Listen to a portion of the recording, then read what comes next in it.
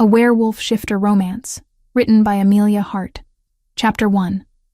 The Sacrifice. The scent of death clung to the small cottage like morning mist, refusing to lift despite Evelyn's desperate prayers.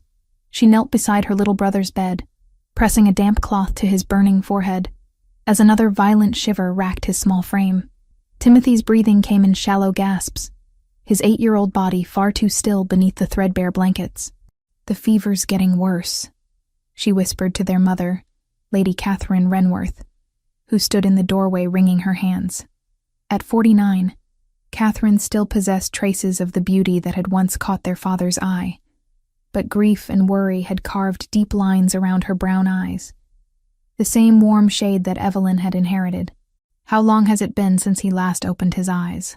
Catherine's voice trembled as she approached the bed, her graying hair escaping its usually perfect bun. 3 days. Evelyn's throat constricted around the words.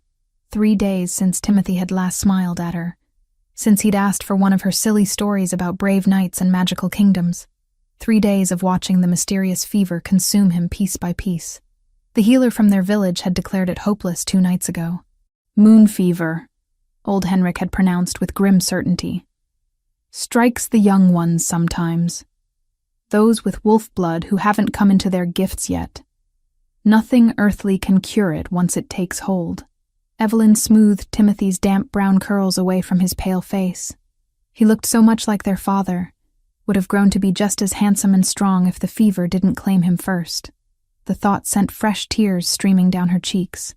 "There might be another way," Catherine said suddenly, her voice barely above a whisper.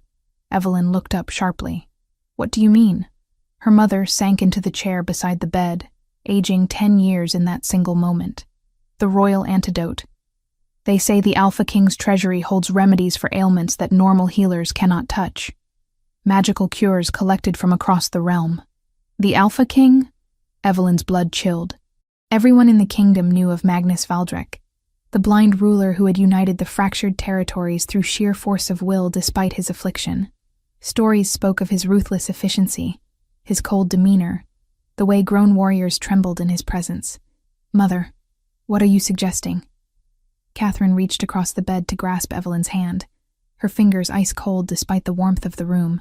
"He has no queen, no heir. The nobles have been pressuring him to take a wife for years." The words hung in the air like a death sentence. Evelyn felt the floor tilt beneath her knees as understanding crashed over her. "No, absolutely not. The marriage would secure Timothy's cure," her mother pressed on, desperation making her voice stronger. "A political alliance with a minor noble house in exchange for the antidote. It's the only way." "I won't be sold like cattle to save," Evelyn began. But Timothy's weak cough cut her off. She looked down at his waxen face, watched his chest struggle to rise and fall, and felt her resolve crumble. He was innocent in all this. 8 years old and fighting for every breath because some cruel twist of fate had cursed him with moon fever. "The king is blind, not cruel," Catherine said softly, reading the conflict in her daughter's expression. "Perhaps he would be kind to you. Kind. As if kindness could make up for sacrificing her entire future to a man she'd never met. A man whose very presence was said to make hardened soldiers weep with terror. But what choice did she have? Watch Timothy die, or condemn herself to a loveless marriage? "How would we even approach him?" Evelyn asked, hating herself for considering it. "Lord Grayson owes our family a debt. He could arrange an audience, present you as a suitable bride. The king's advisors have been searching for potential queens among the noble houses." Timothy stirred slightly, his cracked lips parting as if trying to speak. Evelyn leaned closer, catching the faint whisper of her name. Her heart shattered completely.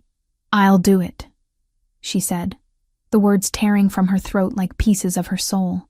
"If it will save him, I'll marry the Alpha King." The journey to the royal castle took 2 days through autumn forests, ablaze with gold and crimson. Evelyn sat rigidly in the carriage, her best dress, a simple blue gown that had belonged to her grandmother, carefully arranged around her. She'd pinned her long chestnut hair into an elaborate style that Catherine had fussed over for an hour that morning, declaring it fit for a queen. The irony wasn't lost on her. She was about to become a queen, and all she felt was emptiness. Lord Grayson, a portly man with kind eyes and a nervous disposition, had been apologetically efficient in arranging the meeting. His Majesty was intrigued by the proposal, he'd explained during their brief stop at his manor. A marriage of mutual benefit. Your bloodline is respectable, and you're certainly comely enough. Comely enough. As if her appearance were the most important qualification for becoming queen of the realm. The castle rose before them like a great stone beast, its towers reaching toward storm-darkened clouds. Guards in black and silver livery flanked the massive gates, their eyes tracking the carriage with professional wariness. Everything about the place spoke of power and controlled violence. "Remember," Catherine murmured as they passed through the courtyard, "be respectful. Keep your eyes down. And whatever happens, think of Timothy." The throne room was a study in intimidation. Massive stone columns supported a vaulted ceiling that disappeared into shadows, while banners bearing the royal coat of arms, a silver wolf rampant on a black field, hung like silent sentinels along the walls. Courtiers in expensive clothing clustered in small groups, their conversations dying as Evelyn entered. And there, on the throne carved from black stone, sat the Alpha King. Magnus Valdrek was nothing like she'd expected. The story spoke of his blindness as if it were a weakness, but the man before her radiated power like heat from a forge. He was tall, even seated, with broad shoulders filling out his dark velvet doublet. His hair was black as midnight, falling in waves to his collar, and his face was all sharp angles and aristocratic lines, but it was his eyes that held her transfixed. A pale blue-gray that seemed to look right through her, despite their sightless state. "Approach," he commanded, his voice a rich baritone that resonated through the vast chamber. Evelyn's legs felt like water as she walked toward the throne, acutely aware of every whisper, every stare from the assembled nobles. She stopped at what seemed like a respectful distance and dropped into the deepest curtsy she could manage. "Your Majesty, Lady Evelyn Renworth." Her name rolled off his tongue with careful precision, as if he were tasting each syllable. "I'm told you come seeking an alliance." "I do, Your Majesty." She kept her voice steady through sheer force of will. "My family offers our loyalty and service in exchange for your consideration." A murmur rippled through the watching courtiers. Somewhere to her left, she caught sight of a fair-haired man in rich robes watching the proceedings with obvious interest. Something about his calculating expression made her skin crawl. "And what form would this service take?" Magnus asked, though they both knew the answer. "Marriage, Your Majesty. If you would have me." The silence stretched until Evelyn wondered if she'd made some terrible mistake. Then Magnus leaned forward slightly, his unseeing gaze somehow finding her face with unnerving accuracy. "The ceremony will take place at sunset," he said simply. "Lord Corwin will see to the arrangements." The fair-haired man stepped forward with a smile that didn't reach his green eyes. "Of course, Your Majesty. I'll ensure everything is prepared." And just like that, Evelyn's fate was sealed. No courtship, no time to reconsider. In a matter of hours, she would become queen to a man she'd spoken perhaps 20 words to. The wedding ceremony passed in a blur of ancient words and binding vows. The castle's chapel was filled with nobles she didn't recognize, their faces ranging from curious to openly speculative. Magnus stood beside her like a statue carved from marble, his expression unreadable as the priest droned through the traditional liturgy. When the time came to exchange rings, his fingers were surprisingly gentle as they slipped the heavy gold band onto her trembling hand. For just a moment she thought she felt him squeeze her fingers, a gesture of reassurance perhaps, or acknowledgement of the sacrifice they were both making. "You may kiss your bride," the priest announced. Magnus turned toward her, his hands rising to cup her face with unexpected tenderness. His touch was warm, calloused from sword work, despite his blindness. When his lips met hers, the kiss was chaste, but not unkind. A promise, perhaps, that he would not be the monster she'd feared. The great hall erupted in celebration as they entered for the wedding feast, but Evelyn felt detached from it all, as if watching someone else's life unfold. She sat beside her new husband at the high table, picking at the elaborate dishes while nobles approached to offer congratulations that felt more like condolences. "Are you well?" Magnus asked quietly during a lull in the endless parade of well-wishers. "I'm fine, Your Majesty." The formal address felt strange now that they were wed. "Magnus," he corrected. "We are married now. There's no need for such formality in private." Private? Would they ever truly be alone together? The thought terrified and intrigued her in equal measure. As the evening wore on, servants began clearing away the feast. Several guests had already departed, and those who remained were deep in their cups. Lord Corwin appeared at Magnus's elbow, leaning close to murmur something in the king's ear. "The Queen is tired," Magnus announced, rising from his chair. "We will retire." Heat flooded Evelyn's cheeks as she realized what that meant. The wedding night. Her mother had given her the briefest of explanations about what to expect, but theory and practice were vastly different things. Magnus offered her his arm as they left the hall, and she was surprised by how naturally he navigated the castle corridors despite his blindness. He must have memorized every stone, every turn. The realization made her wonder what other assumptions about his limitations might be wrong. "You needn't fear me," he said, as they climbed the stairs toward what she assumed were the royal chambers. "I know this marriage is not of your choosing. It was my choice," she replied, then immediately wondered why she'd felt compelled to correct him.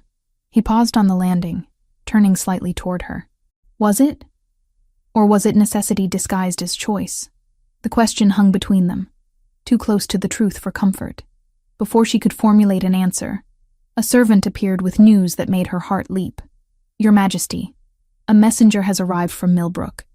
The young Lord Timothy's fever has broken.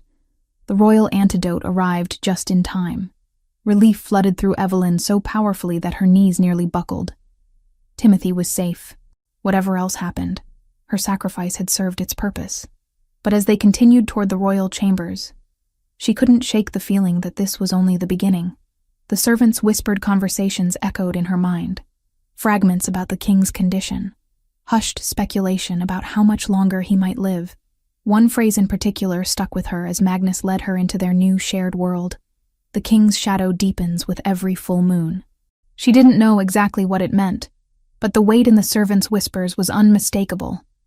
Whatever curse or illness plagued her new husband, it was growing stronger each month beneath the moonlight.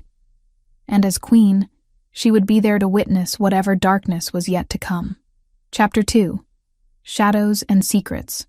Marriage to the Alpha King was nothing like the fairy tales Evelyn had grown up hearing. There were no romantic morning walks through gardens, no intimate dinners by candlelight, no gentle words of affection whispered in the darkness. Instead, there was a careful distance that Magnus maintained between them, as if he were afraid of contaminating her with whatever darkness plagued him. 3 weeks had passed since their wedding, and Evelyn had settled into the peculiar rhythm of castle life. She breakfasted alone while Magnus attended council meetings.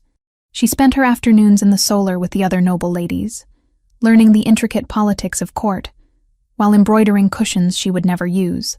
Evenings found her dining at the high table beside her silent husband, making polite conversation with visiting dignitaries who seemed more interested in studying Magnus for signs of weakness than in actually governing the realm.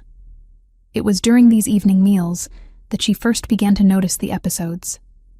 Magnus would be perfectly composed one moment, discussing trade agreements or military matters with his usual sharp intelligence. And then something would shift. His hands would begin to tremble almost imperceptibly. A thin sheen of sweat would break across his forehead despite the cool autumn air. His breathing would become shallow, careful, as if each breath cost him tremendous effort. The first time she witnessed it, Evelyn had leaned closer, concern overriding her usual hesitation. "Are you well?"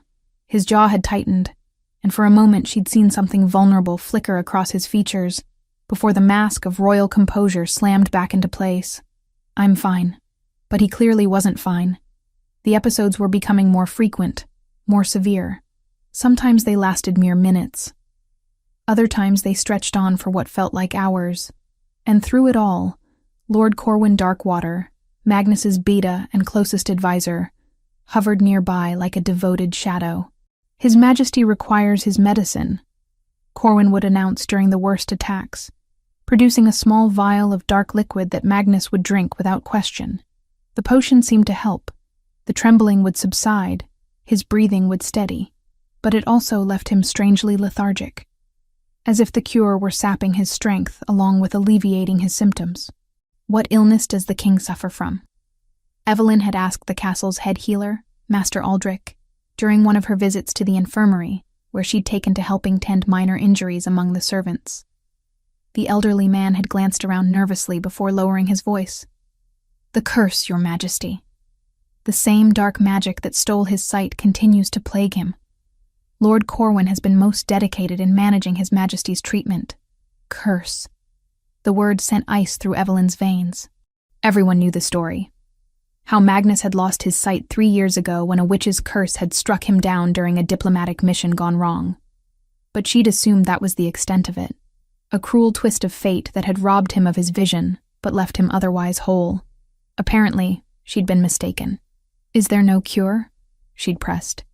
But Master Aldrich had already begun backing away, clearly uncomfortable with the topic. "Lord Corwin knows best, your majesty. Best to leave such matters to him. Lord Corwin." Everything seemed to circle back to the fair-haired beta who had inserted himself so thoroughly into Magnus's care.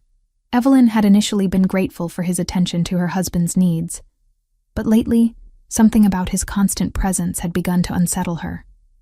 It was the way he watched Magnus during the episodes, she realized.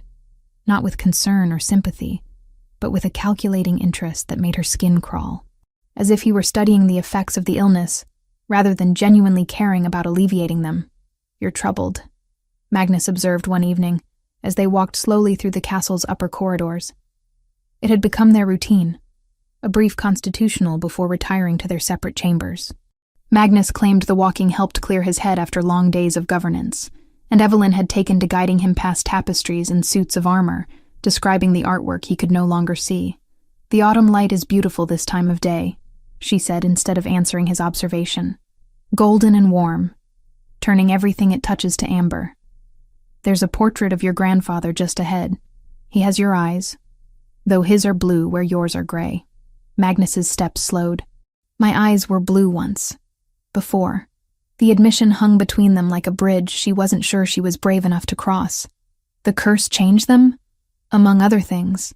His voice carried a weight of loss that made her chest tighten.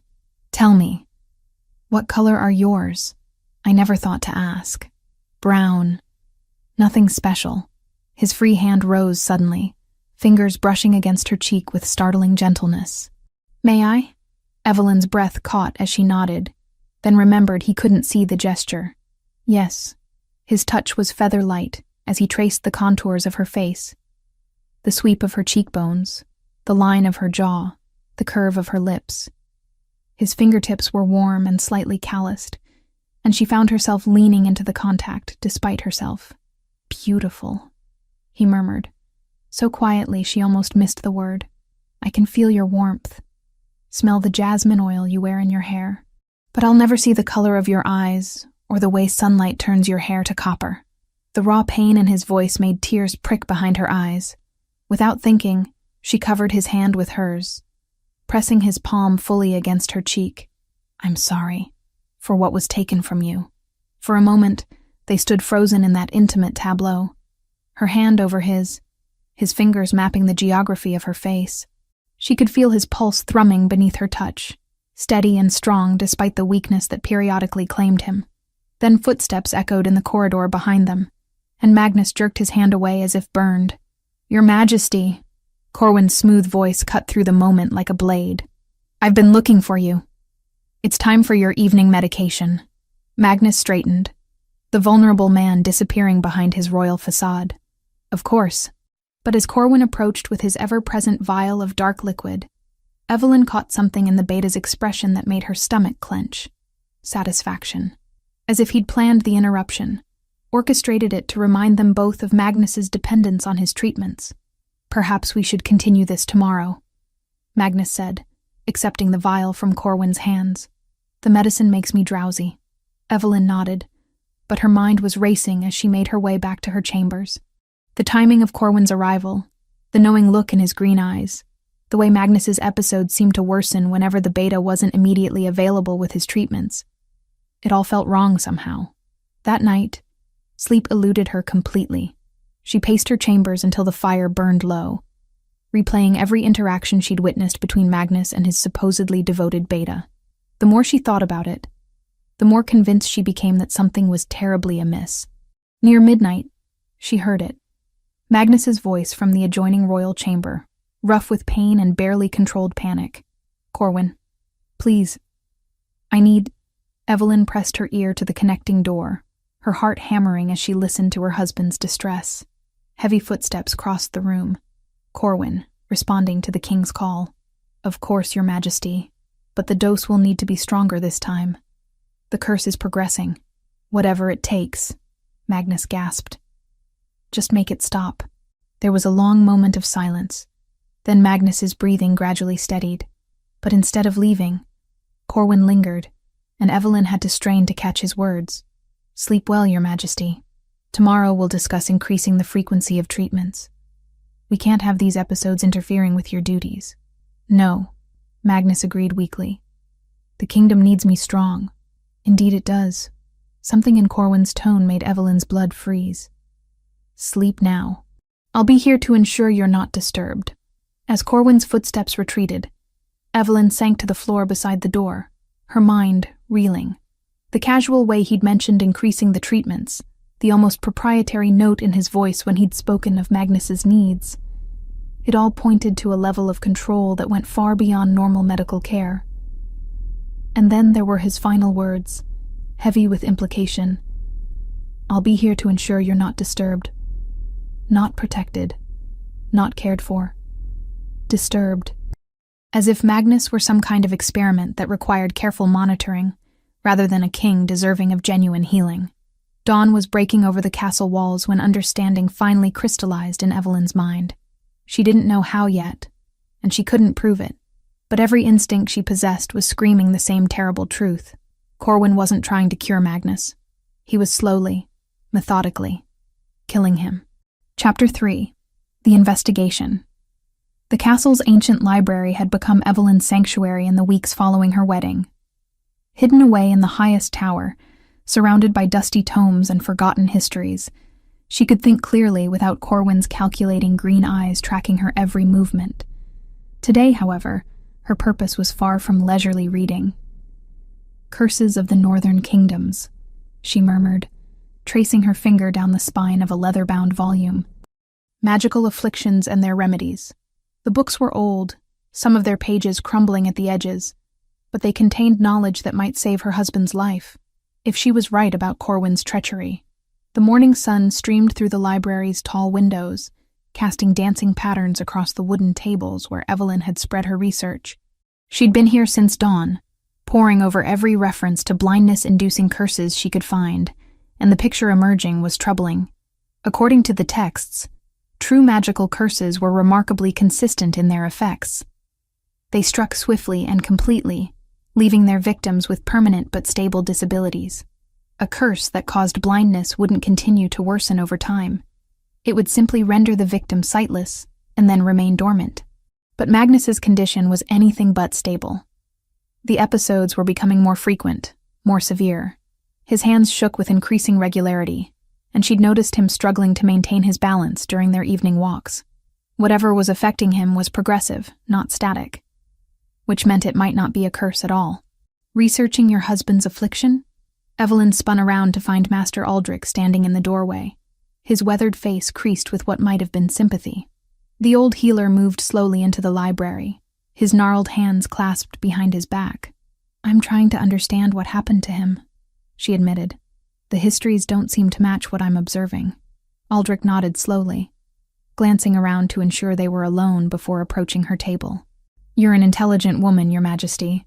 More intelligent than many give you credit for." Something in his tone made her pulse quicken. "What do you mean?" "I've served this castle for 40 years, he said quietly. "I've seen many ailments, many treatments, and I've learned to recognize when something doesn't quite fit the pattern." Evelyn's heart hammered against her ribs. "Are you saying you don't believe the king suffers from a curse?" Aldrich was quiet for a long moment, studying the books scattered across her table. When he finally spoke, his voice was barely above a whisper. 3 years ago, His Majesty was the picture of health.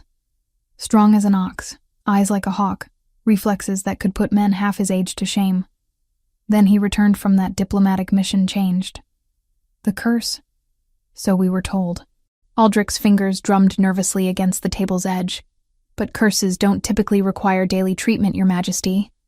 They're fixed magical states, not progressive illnesses.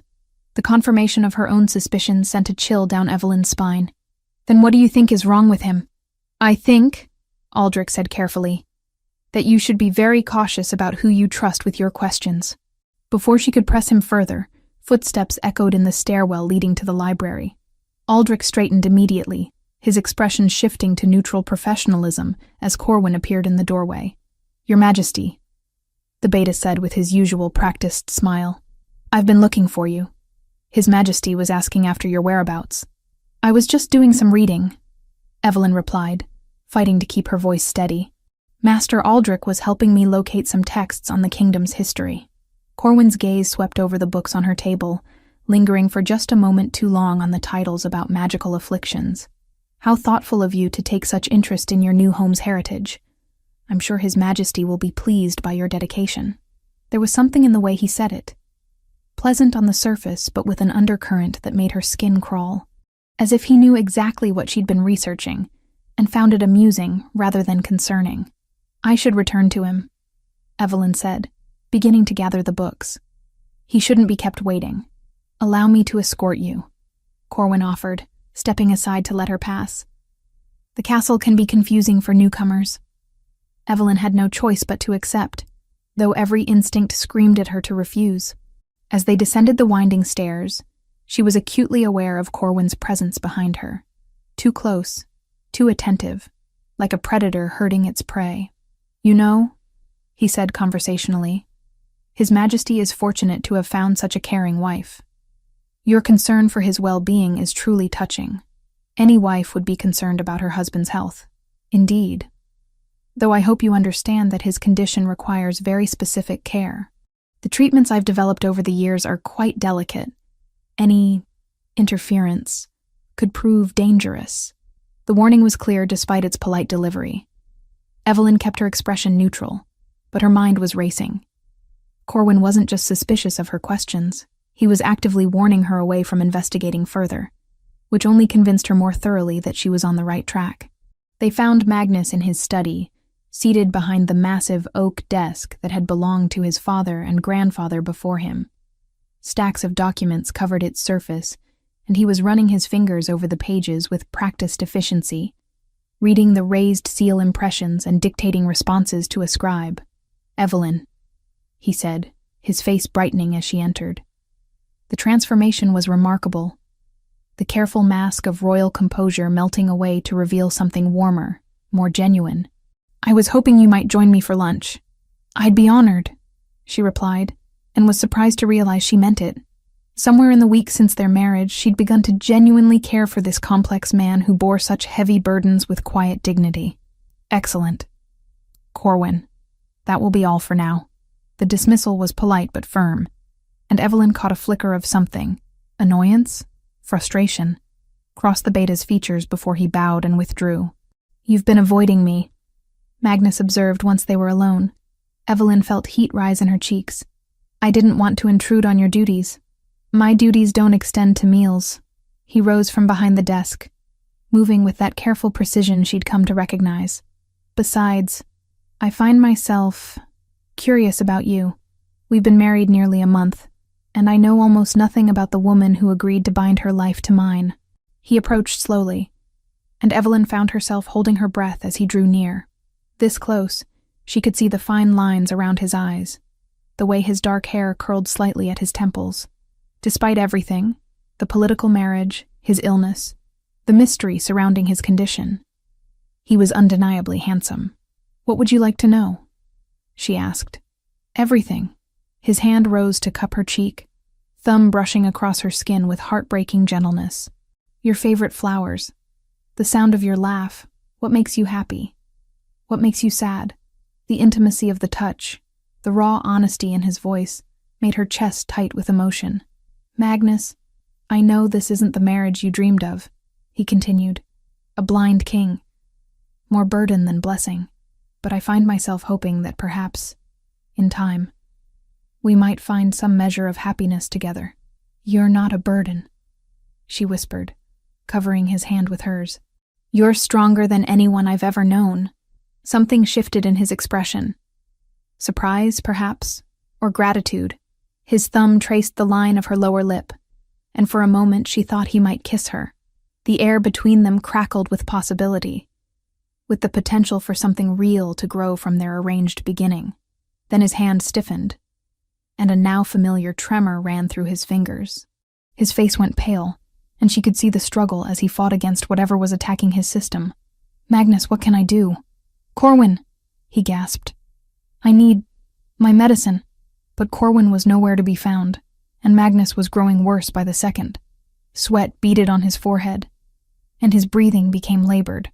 In desperation, Evelyn guided him to a chair and knelt beside him, taking his hands in hers. Look at me, she said, though she immediately felt foolish for the instruction. Listen to my voice. You're safe. I'm here with you. To her surprise, his grip on her hands tightened, and his breathing began to slow. The tremors subsided gradually, and some color returned to his face.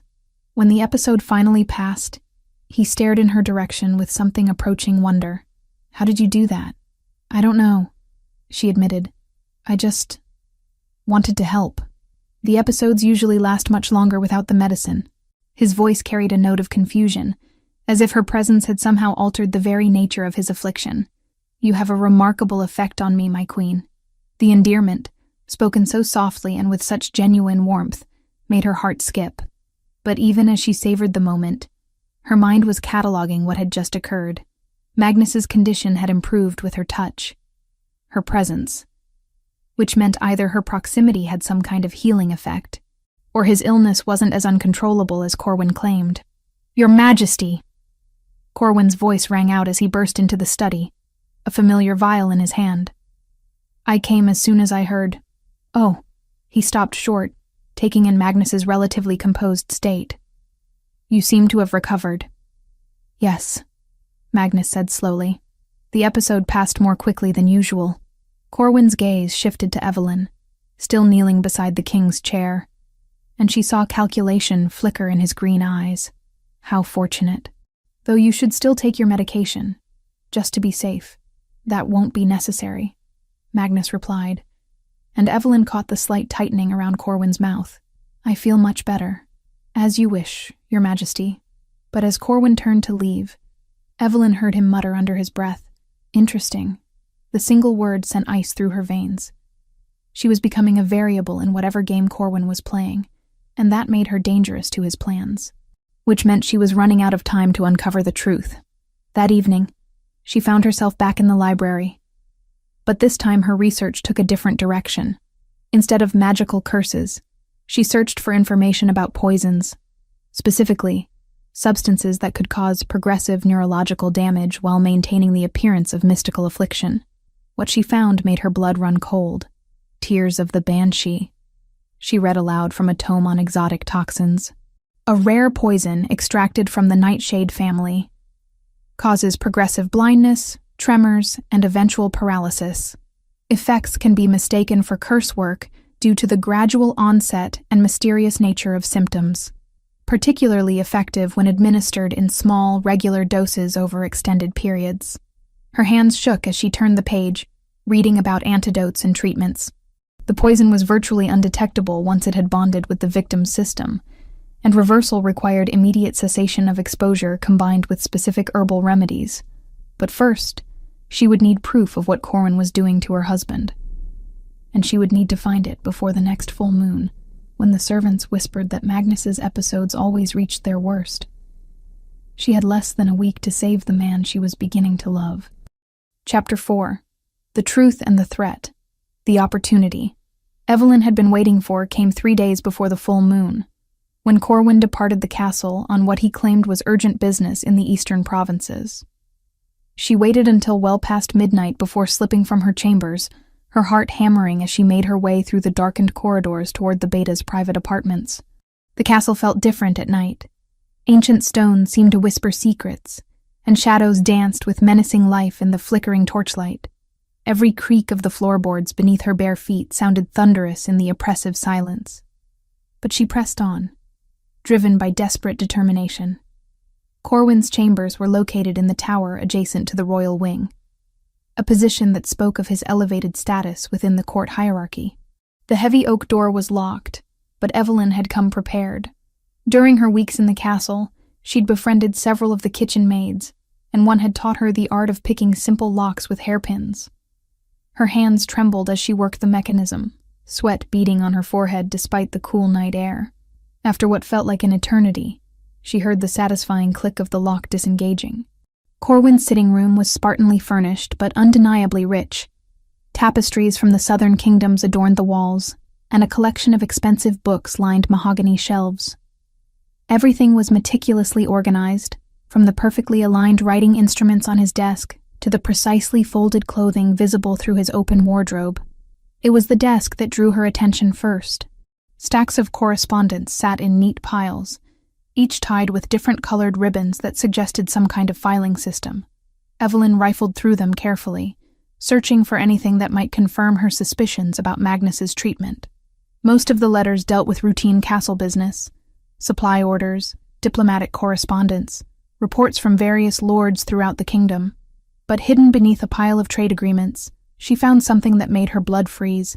A letter written in Corwin's distinctive hand, addressed to someone called the Collector. The subject continues to deteriorate as expected.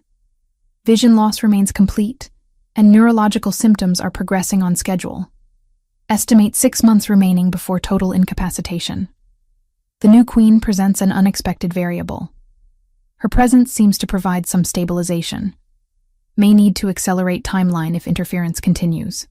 Evelyn's hands shook as she read the clinical assessment of her husband's condition. Subject, timeline, interference. The cold, calculating language made it clear that Magnus wasn't a patient to Corwin. He was an experiment. But why? What could Corwin possibly gain from slowly murdering the king?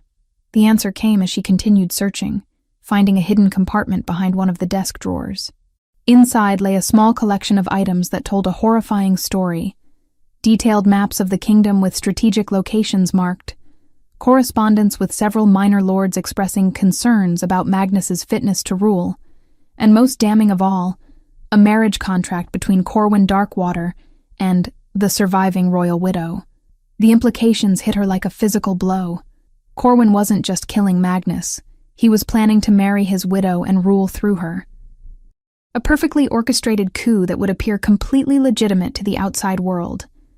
And she was the unwitting centerpiece of his scheme. I had hoped you were merely curious rather than dangerously clever. Evelyn spun around to find Corwin standing in the doorway, his traveling clothes dusty, but his expression coldly calm. In the lamplight, his usually handsome features looked predatory, all pretense of charm stripped away. "You're back early," she managed, fighting to keep her voice steady. Fortunately for me, he stepped into the room, closing the door behind him with deliberate care. Though I suspect not so fortunately for you. I don't know what you mean. But even as she spoke, Evelyn was backing toward the window, her mind racing through possible escape routes. Corwin laughed, the sound devoid of warmth. "Please, Your Majesty. We're both intelligent people. You've discovered my little collection, and I've caught you red-handed. Let's not insult each other with denials." He moved to his desk, noting the displaced papers with obvious displeasure. "You've been busy. Tell me, what gave me away? I thought I'd been quite careful." "The progression of Magnus's illness," Evelyn said, abandoning any pretense. "Curses don't work that way." "Ah, a student of magical theory. How refreshing." Corwin opened one of the desk drawers, withdrawing a small crystal vial filled with dark liquid. "You're absolutely right, of course. Tears of the Banshee, a much more reliable method than messy assassination attempts. Why?" The question tore from her throat. "Magnus trusts you. He considers you a friend. Magnus is a romantic fool who believes in honor and justice." Corwin's lip curled in disgust. "Do you know what this kingdom could become under proper leadership? What alliances we could forge? What territories we could claim? But no. Our noble king prefers diplomacy to conquest, mercy to strength. So you decided to murder him. I decided to spare the realm from his weakness. Corwin set the vial on the desk with careful precision. The plan was quite elegant, really. A slow decline that would appear natural, followed by a grieving period where his devoted beta would care for the royal widow. Eventually, romance would bloom from shared sorrow, and I would become king through marriage rather than violence. The lords would never accept you as ruler, wouldn't they? By the time Magnus dies, I'll have spent months demonstrating my competence while he grows increasingly incapacitated. His widow, devastated by grief, overwhelmed by royal duties, would naturally turn to her late husband's most trusted advisor for guidance and comfort. His smile was reptilian. The marriage would seem not just appropriate but necessary for the stability of the realm. Evelyn felt sick as she realized how thoroughly Corwin had planned every detail. But I wasn't supposed to be here. You needed a different queen for your plan. True, your marriage was an unexpected complication. His eyes narrowed. You were supposed to be a brief political alliance. Grateful for the elevation, content to remain in the background while I handled the real business of governance. Instead, you've proven inconveniently perceptive, and inconveniently stabilizing to Magnus's condition. That too. Corwin picked up the vial again, rolling it between his fingers. Your presence seems to counteract some of the poison's effects. Fascinating, really, though ultimately irrelevant. What do you mean? I mean, my dear queen, that your investigation ends tonight. He pulled another item from the drawer. A second vial, this one containing a clear liquid. Accidental poisoning is such a tragic thing. You'll sample some wine intended for your husband, not knowing it contains a concentrated dose meant for his final treatment. Terror clawed at Evelyn's throat. He'll never believe I died accidentally. Won't he?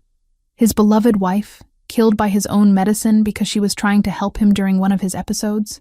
Corwin's expression was almost pitying.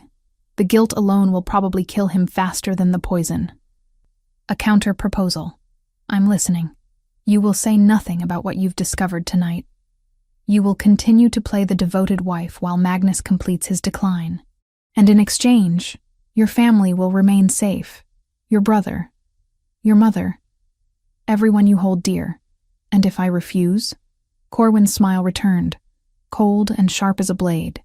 Then tomorrow morning, you'll receive tragic news from Millbrook. Timothy's fever has returned with a vengeance.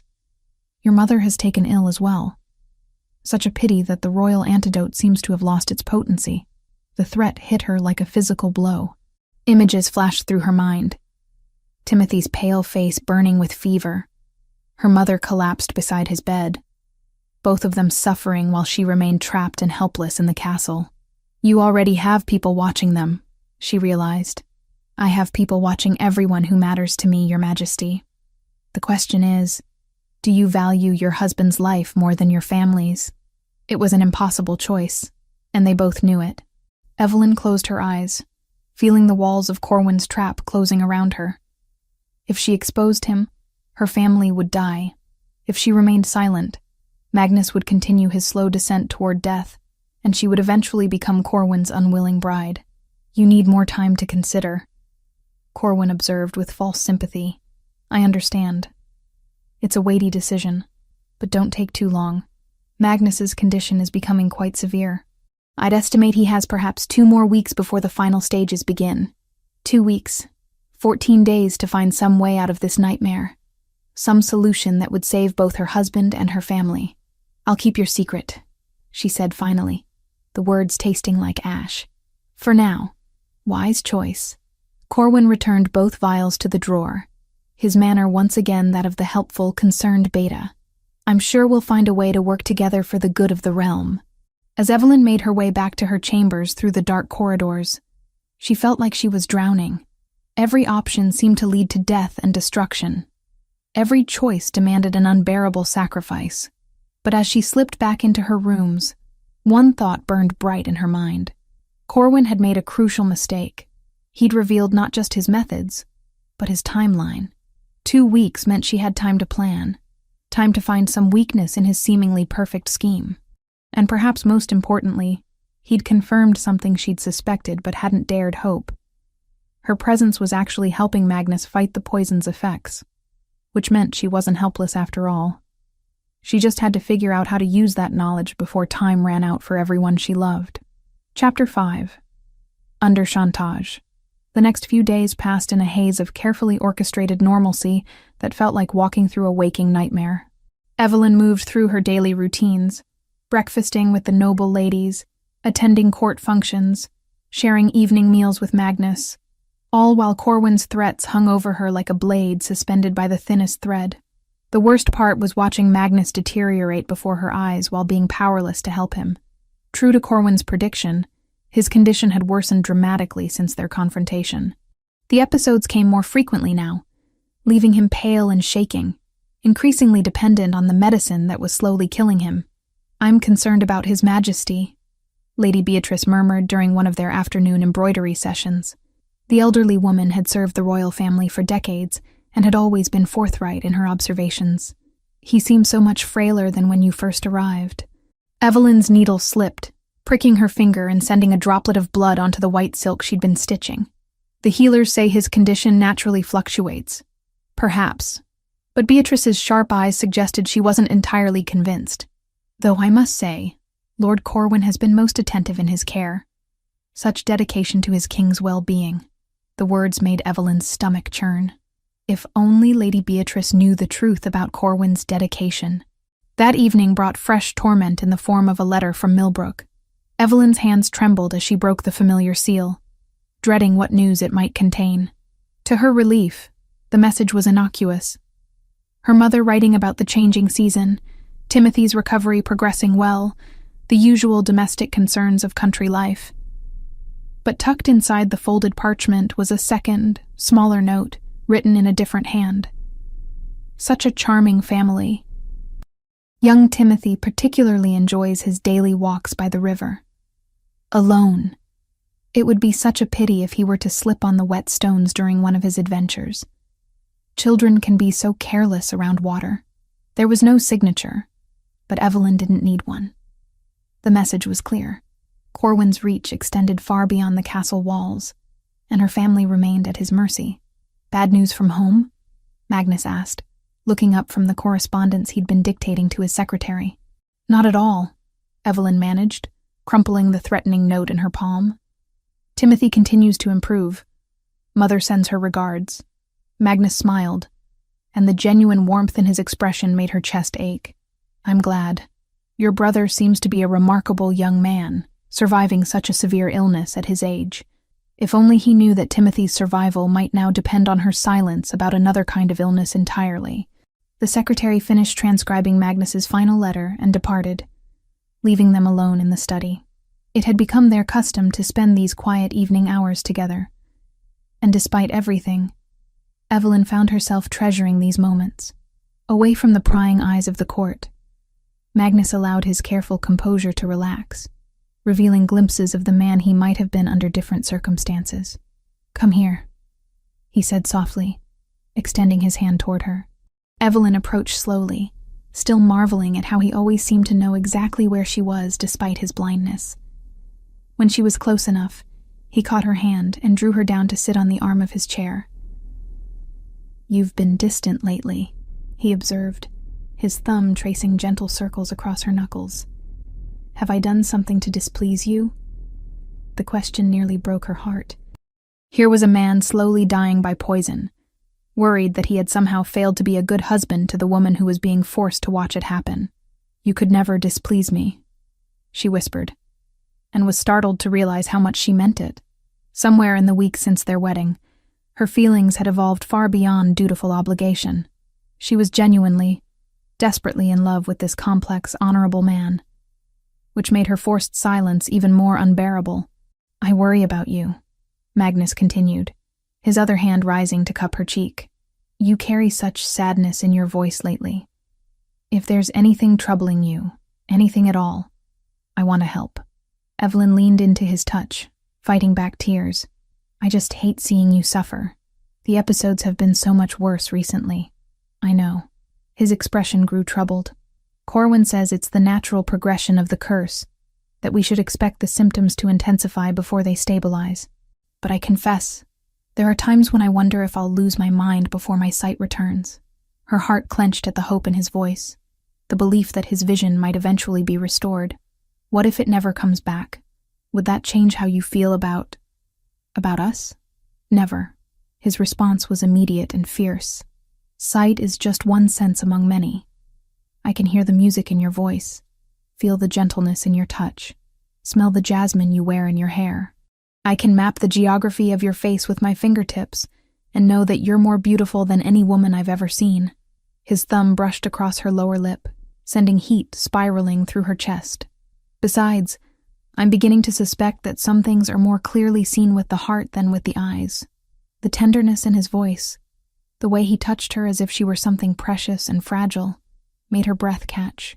Before she could second-guess herself, she leaned down and pressed her lips to his. The kiss was everything she'd dreamed it might be. Soft at first, then deepening as Magnus's hand tangled in her hair. She could taste the wine from dinner on his lips, feel the controlled strength in his arms as he pulled her closer. When they finally broke apart, both were breathing hard. "Evelyn," he murmured against her temple, her name a prayer on his lips. "I love you," she whispered, the words torn from her very soul. "I know this marriage wasn't supposed to be about love, but I can't help it. I love you so much it terrifies me." Magnus went very still for a moment, and she wondered if she'd made a terrible mistake. Then his arms tightened around her, and she felt moisture on his cheeks. "I was afraid to hope," he admitted roughly. "A blind king. More burden than blessing. What could I possibly offer a woman like you?" "Everything." She cradled his face in her hands, thumbs brushing away his tears. "You offer me everything that matters." They might have stayed there forever, lost in the wonder of finally acknowledging what had been growing between them. But footsteps in the corridor outside broke the spell. Magnus straightened, automatically resuming his royal composure as Corwin appeared in the doorway. "Your Majesty," the beta said with his usual practiced smile, though Evelyn caught the way his gaze lingered on their intimate positioning. "I have your evening medication."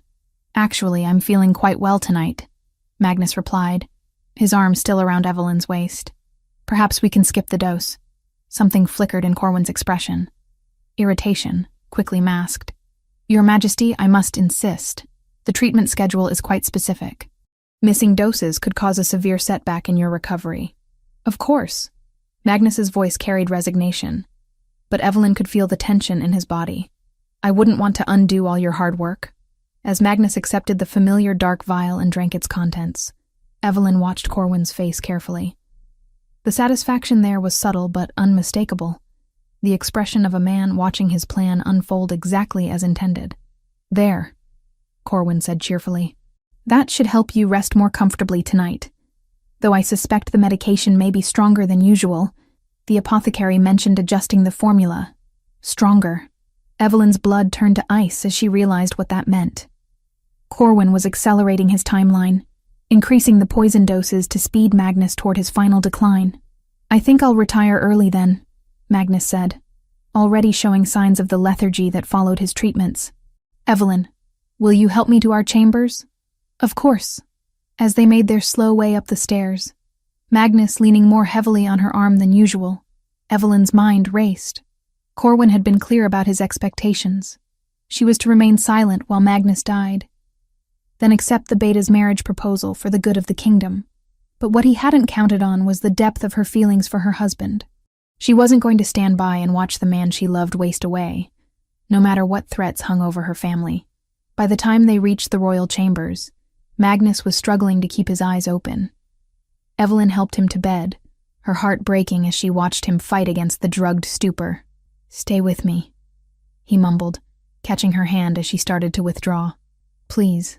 These nightmares, they're getting worse." Evelyn settled beside him on the bed, stroking his hair as his breathing gradually evened out. But she didn't sleep. Instead, she lay in the darkness, forming desperate plans.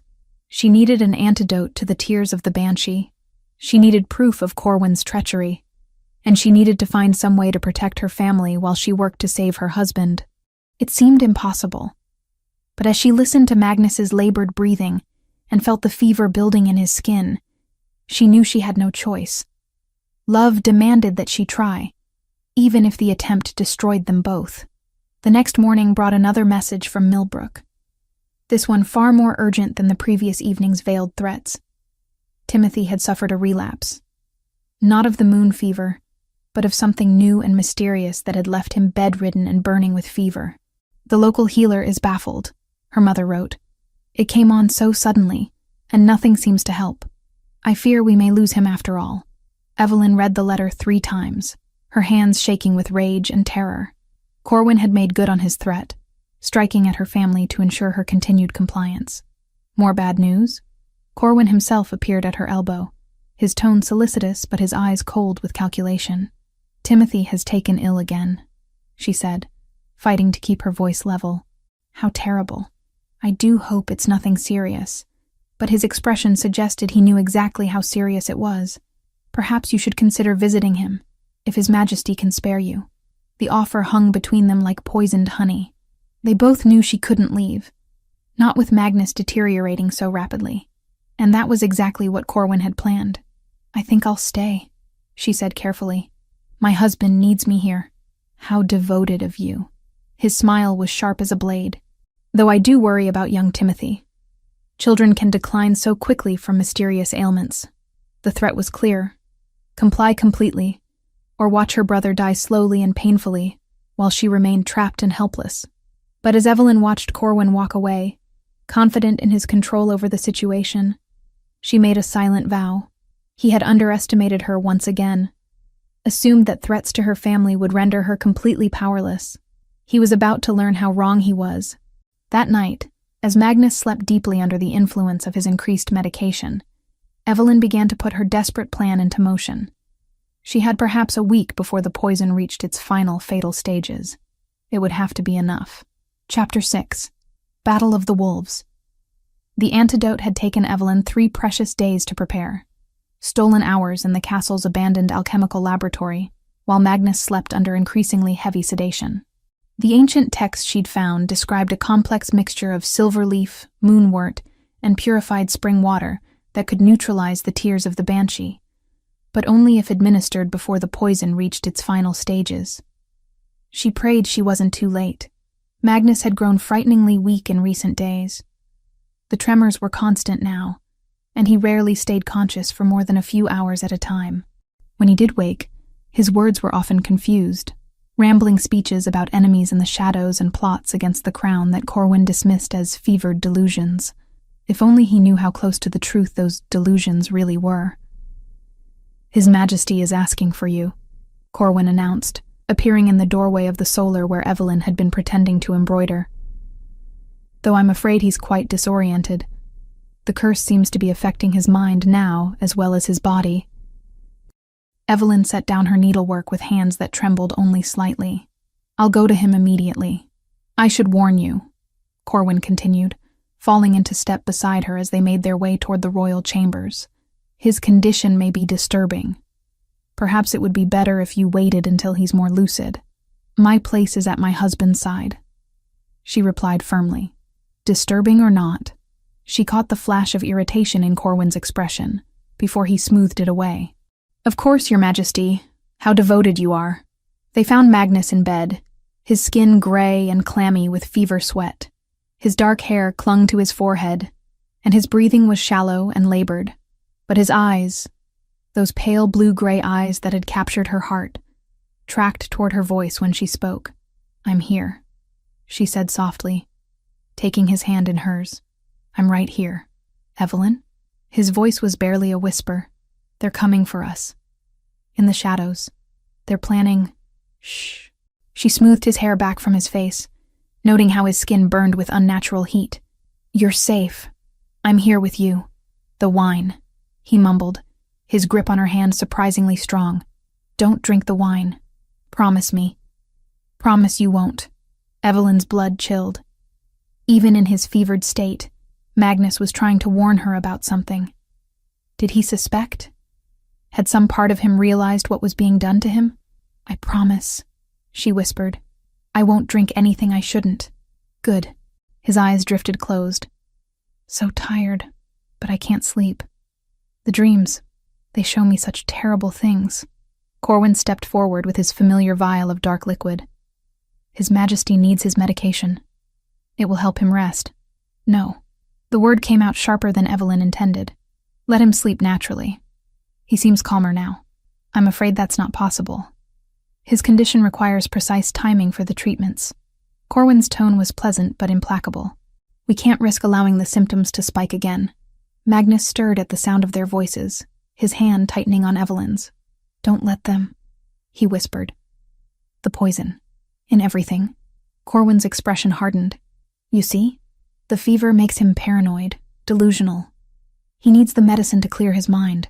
But Evelyn was studying her husband's face, seeing past the obvious signs of illness to something deeper. His words weren't random. They were warnings.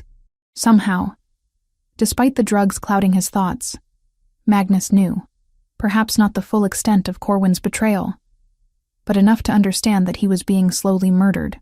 I won't let anyone hurt you, she said, loud enough for both men to hear. I swear it. Magnus's eyes opened, focusing on her with startling intensity. My brave queen, he breathed. My heart. My mate. The word hit her like lightning. Mate. In the world of shifters, the term carried profound meaning. A bond deeper than marriage. A recognition of souls destined for each other.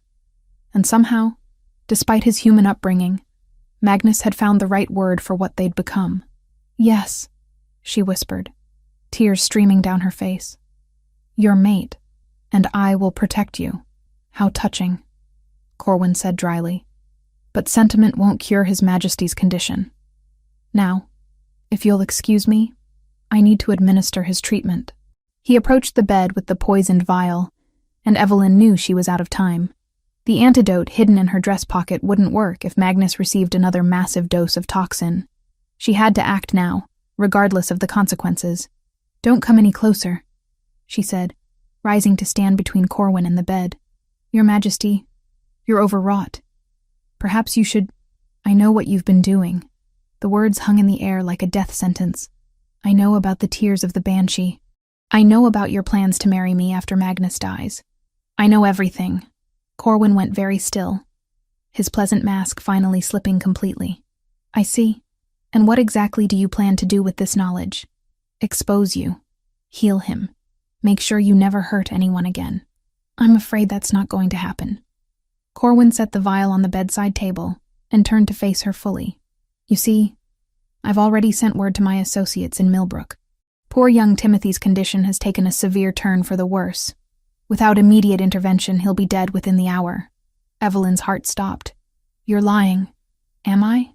Would you like to risk your brother's life on that assumption? His smile was cold as winter frost. Or perhaps your mother's. She was so distraught over Timothy's relapse that she collapsed. Such a weak heart. These older women sometimes have. Stop. The word tore from her throat. Please. They're innocent. Then stop interfering with my work.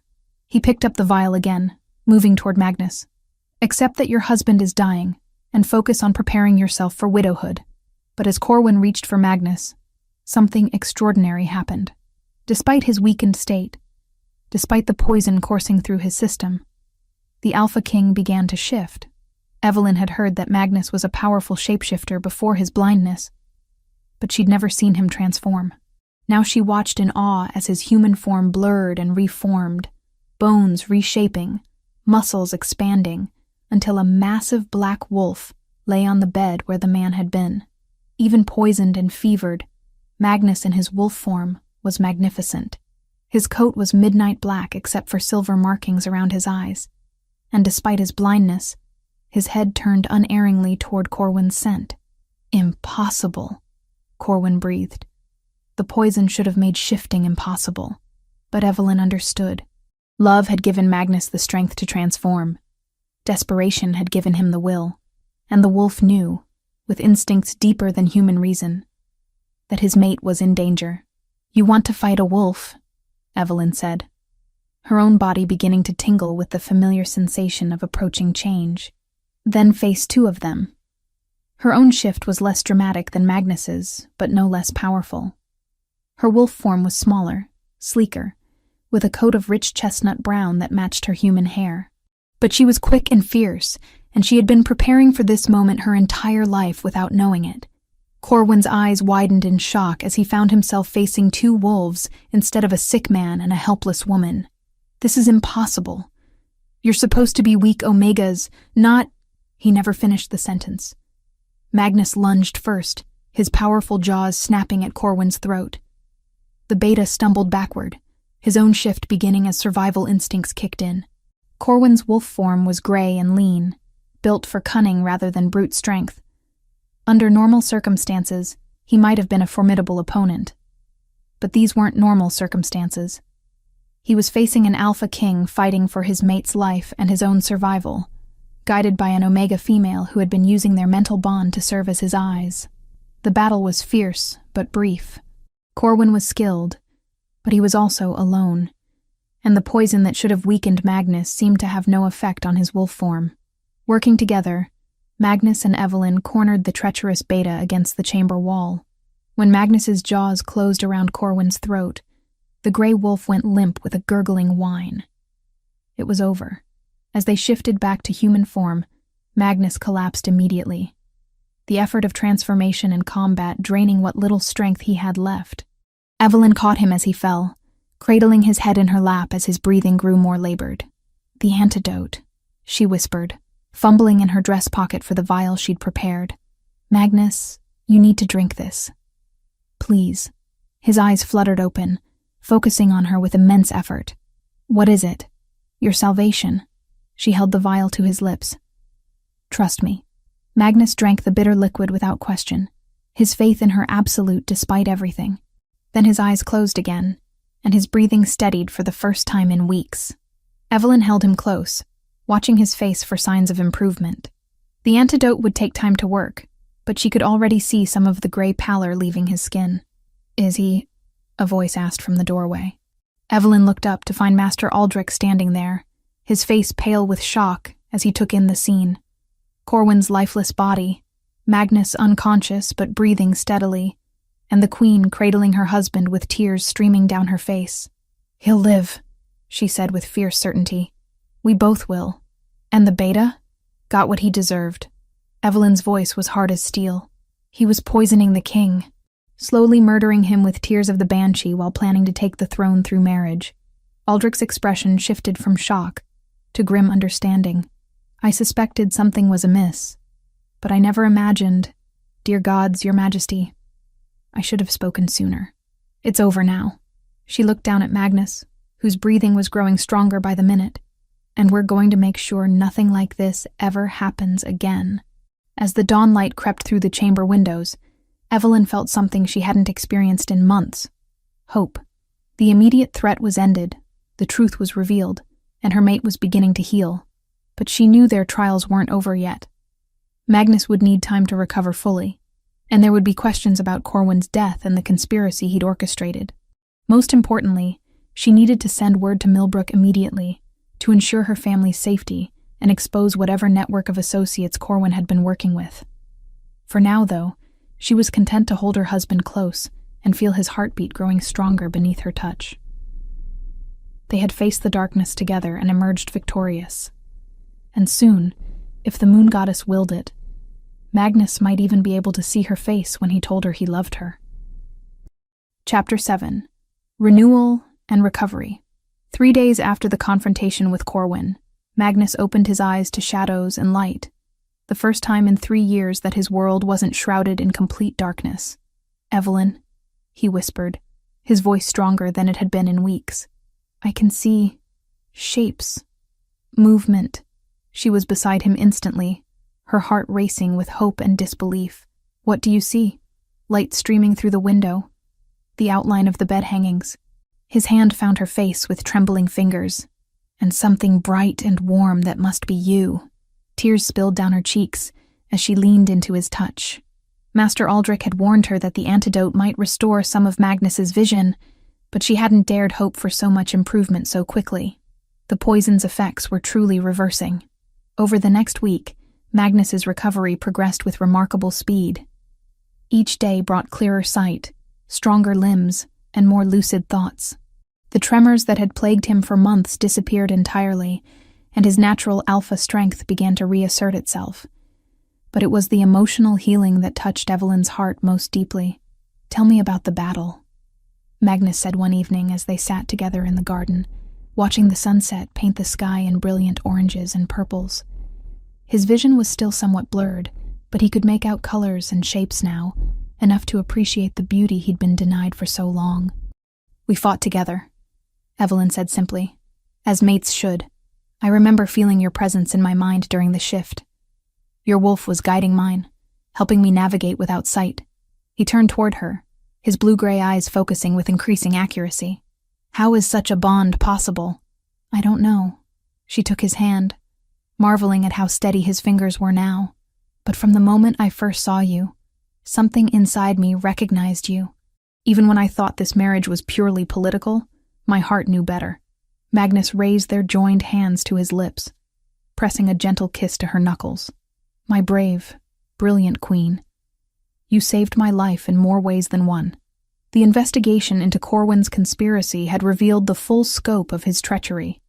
Hidden documents in his chambers detailed correspondence with several ambitious nobles who had been prepared to support his claim to the throne through marriage. More disturbing still were the records of other accidents that had befallen potential rivals over the years. Magnus wasn't Corwin's first victim, merely his most important one. "The council has voted to strip House Darkwater of all titles and holdings," Magnus reported during one of their morning walks. "Corwin's younger brother has agreed to testify against the remaining conspirators in exchange for exile rather than execution. And my family? Timothy has made a full recovery. It seems Corwin's associates fled the moment word reached them of his death. Your mother sends her love and asks when she might visit her new son-in-law properly."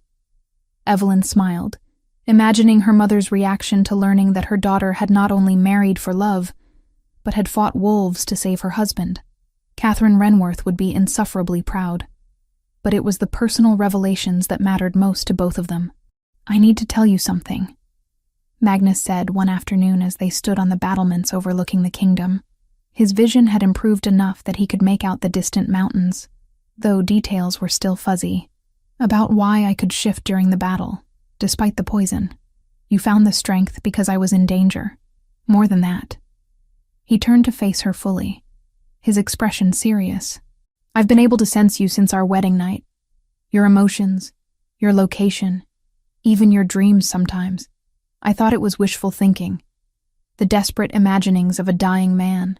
But when Corwin threatened you, when I felt your fear through our bond, something awakened in me that was stronger than any poison." Evelyn's breath caught. "You're saying we have a true mate bond?" "I'm saying that fate brought us together for reasons that go far beyond political necessity." Magnus cupped her face in his hands, thumbs brushing across her cheekbones. "You are the other half of my soul, Evelyn. My heart, my anchor, my salvation. And you are mine," she whispered, rising on her toes to meet his kiss.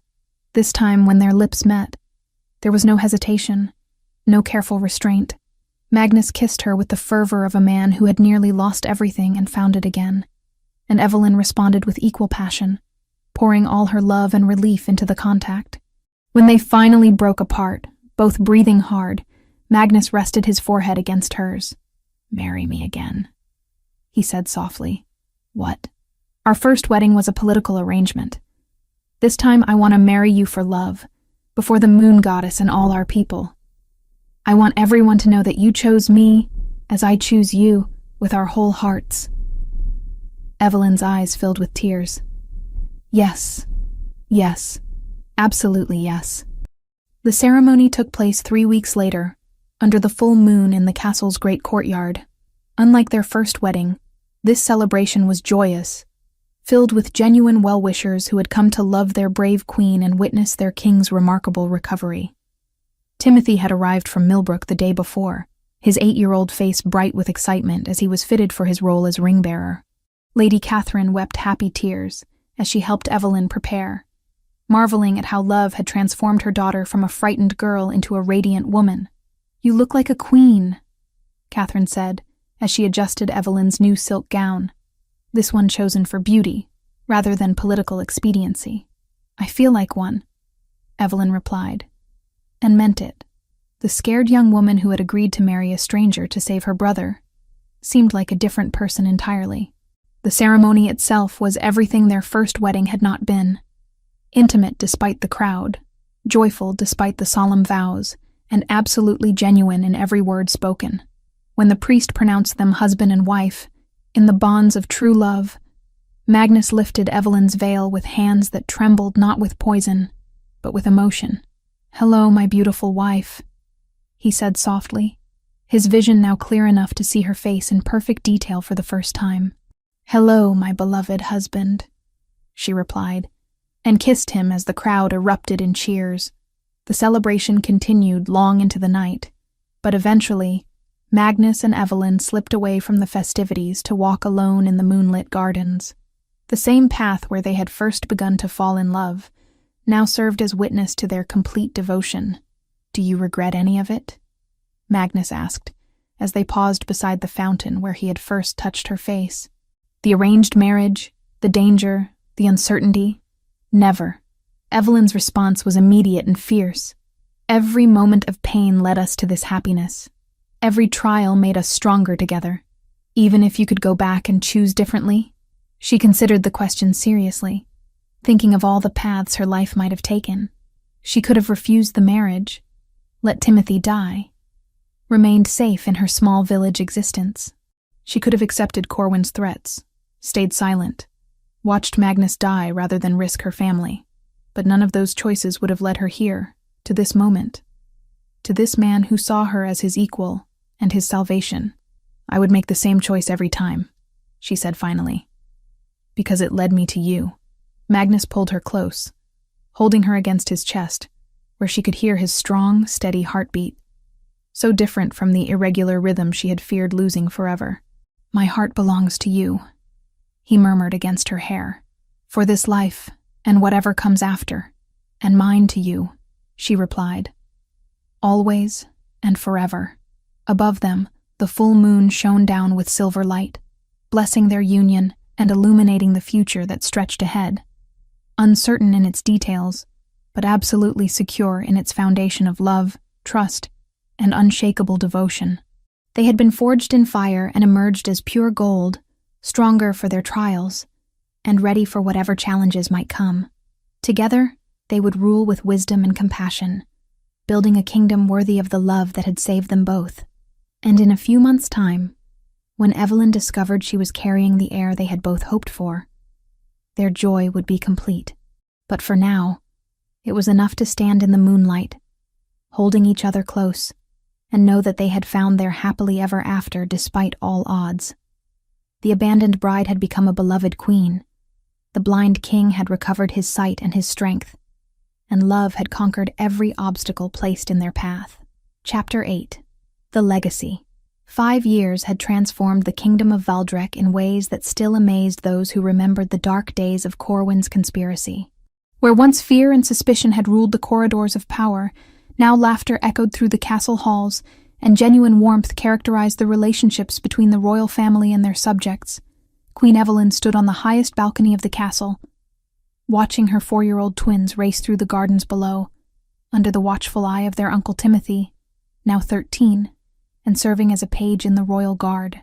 Prince Alexander, with his father's midnight black hair and his mother's warm brown eyes, was currently winning the impromptu race, while Princess Isabella, whose chestnut curls gleamed with golden highlights in the afternoon sun, and whose blue-gray eyes mirrored Magnus's perfectly, was gaining ground with determined concentration.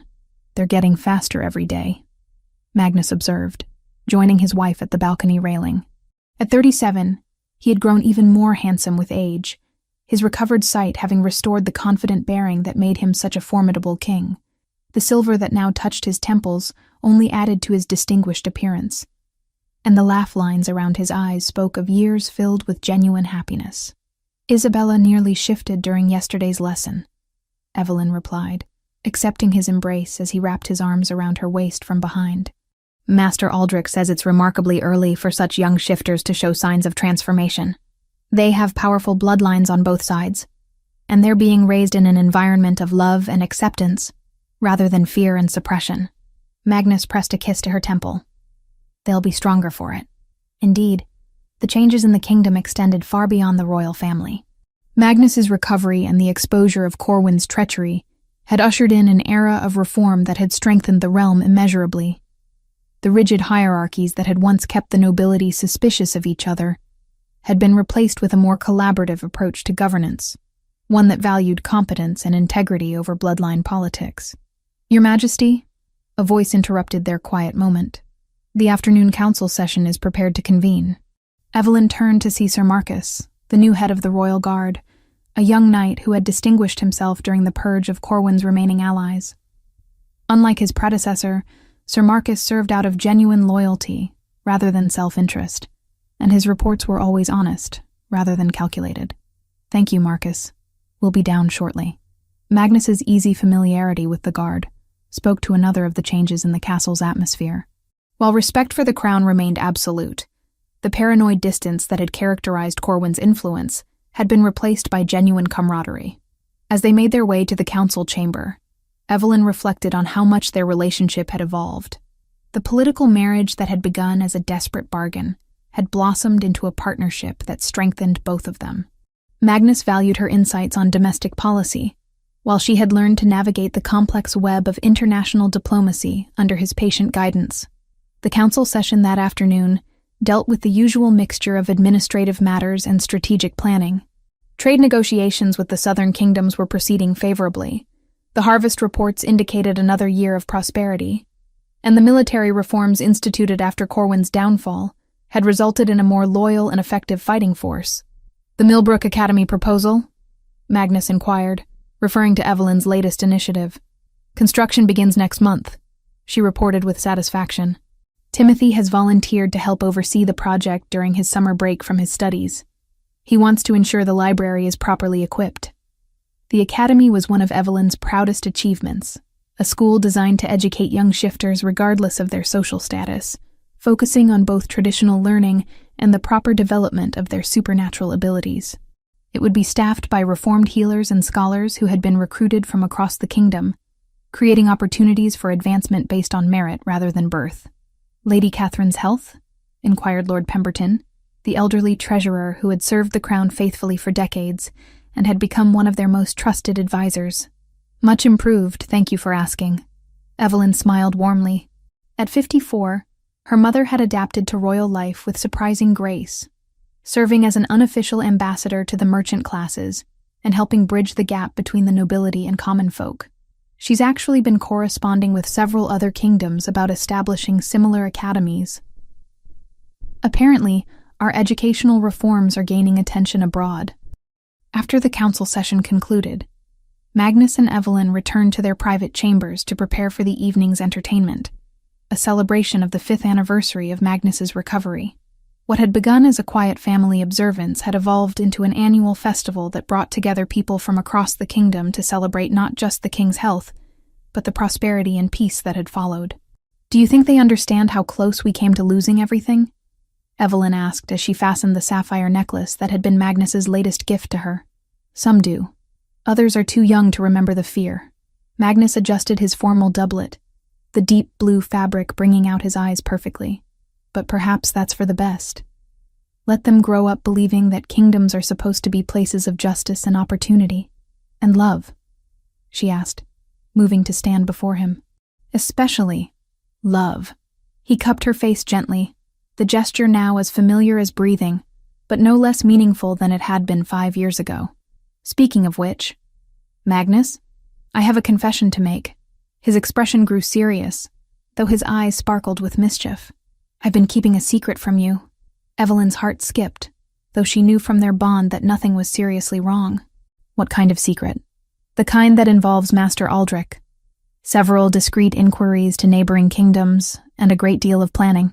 Magnus's smile widened. "It seems that certain ancient treaties regarding royal bloodlines have some interesting provisions that I've recently had cause to investigate." "Magnus, you're being deliberately mysterious. The Kingdom of Eldermarch has a tradition," he continued, clearly enjoying her confusion. "When a royal couple has ruled successfully for 5 years, demonstrating both personal happiness and good governance, they are invited to renew their wedding vows before a gathering of allied kings and queens."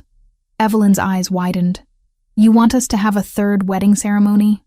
I want the entire world to know that the woman who saved my life, who rules beside me as an equal, who gave me the most beautiful children any man could hope for, is mine by choice rather than chance. His voice grew tender. And I want to promise, before witnesses from across the known world, that I will love you for whatever time we have remaining. Be it 5 more years or 50. Tears spilled down Evelyn's cheeks as she launched herself into his arms. Yes, absolutely yes. Again and always yes. The celebration that evening was magnificent. The great hall was filled with nobles and commoners alike, all united in their affection for the royal couple who had brought such positive change to their lives. Alexander and Isabella, dressed in miniature versions of court attire, charmed everyone they met with their bright personalities and obvious intelligence. Timothy, now tall and lean like his father had been, served as one of Magnus's attendants for the ceremony, his pride in his sister evident in every gesture. Lady Catherine, radiant in rose silk, wept happy tears as she watched her daughter renew vows with the man who had transformed from stranger to beloved son-in-law. But it was the moment when Magnus and Evelyn spoke their personally written vows that truly captured everyone's attention. 5 years ago, Magnus began, his voice carrying clearly through the packed hall. I was a broken man who believed he had nothing left to offer the world. You showed me that love is not about what we can give, but about what we choose to share. You saved my life, my sight, my soul, and in return, I promise to spend every day of our remaining years proving myself worthy of the gift you have given me. Evelyn's response was equally heartfelt. You were never broken, my beloved king. You were simply waiting for someone who could see your true strength. In saving you, I saved myself, because a life without you would be no life at all. I promise to stand beside you in joy and sorrow, in triumph and trial, until the stars themselves burn out. When they kissed to seal their renewed vows, the entire hall erupted in cheers that could be heard throughout the castle and beyond. Later that night, as the celebration wound down and their guests gradually departed, Magnus and Evelyn found themselves once again on the garden balcony, where they had shared so many meaningful conversations. No regrets? Magnus asked, echoing the question he had posed 5 years earlier. Only one, Evelyn replied, surprising him. Oh? I regret that we can't go back and tell our younger selves how beautiful our future would become. I think it might have spared us both some worry. Magnus laughed, the sound rich and warm in the cool night air, though perhaps the uncertainty made us appreciate this happiness more fully. Perhaps. She leaned against his chest, listening to the steady heartbeat that had become the rhythm of her own life. What do you think our children will remember about tonight? That their parents love each other completely, that love can overcome seemingly impossible obstacles, that they are cherished beyond measure. Magnus tightened his arms around her, and that they carry within them the power to create their own extraordinary stories. Below them, the garden sparkled with lanterns and the lingering magic of celebration. Alexander and Isabella had long since been tucked into their beds, exhausted from the excitement, but glowing with happiness at being part of something so special. Timothy had retired to his chambers with a stack of books about military strategy, determined to prove himself worthy of the trust Magnus had placed in him. And throughout the kingdom, people were settling into sleep with the contentment that came from knowing they were ruled by leaders who genuinely cared for their welfare and happiness. I love you, Evelyn whispered into the peaceful night. And I love you, Magnus replied, his voice heavy with the absolute certainty that had carried them through every trial, for this life, and all the lives to come. They stood together in comfortable silence, watching the stars emerge in the darkening sky, each lost in grateful contemplation of the journey that had brought them to this perfect moment. The scared young woman who had agreed to marry a stranger, and the bitter, broken king who had believed himself beyond redemption, had found in each other not just love, but the courage to become the best versions of themselves. Their story had begun with a desperate bargain and blossomed into a legacy of love, justice, and hope that would endure long after they were gone. The twins would grow up strong and wise. Timothy would become a knight worthy of songs, and the kingdom would prosper under the foundation they had built together. But for now, it was enough to stand in the moonlight, holding each other close, and know that they had found their happily ever after despite all odds. The sacrifice had become salvation, the arrangement had become adoration, and love had indeed conquered all.